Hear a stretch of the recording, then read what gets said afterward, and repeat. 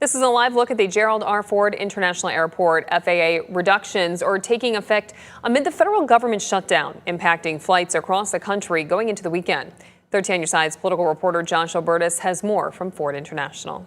Well, as a result of that ongoing federal shutdown, now the longest in U.S. history, the FAA announcing new restrictions on flights at airports around the country, rising reportedly from 4% today to 10% in the coming days, which could impact travelers at many more locations. My fingers are crossed. Travelers like Sarah Tyler, who is flying to Seattle through Chicago, are checking their flight updates a lot more starting Friday. I've been stuck there many times, so I hope things move smoothly and we'll see what happens. While Tyler's flight was expected to be on time, many others may be feeling a little more flight frustration.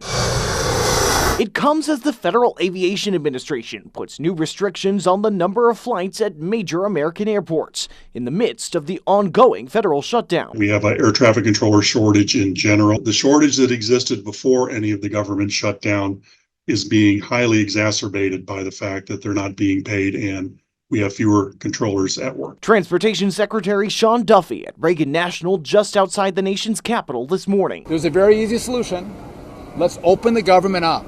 Let's pay our controllers and reduce the pressure. But lawmakers still without a deal. Many Democrats have demanded an extension to subsidies under the Affordable Care Act, without which they argue healthcare costs will skyrocket for many. Republican leadership favoring continued short-term funding meant solely to keep the government running. I wish people would get their act together in Washington. As far as people traveling at the holidays, I wish them luck. This is not one of the airports that is directly impacted by those FAA restrictions, but if you notice this flight board here, many of the flights that fly out of here pretty much every single day do go to those very popular connector destinations, places like Chicago, places like Detroit, places like DC, where those cuts are expected to be going into effect. There's a good possibility that a flight going to a Detroit or an Atlanta, Chicago, for example, may be restricted or canceled. Situations like this, you want to monitor whatever notifications you get from an airline. At Ford International, Josh Albertus, 13 on your side.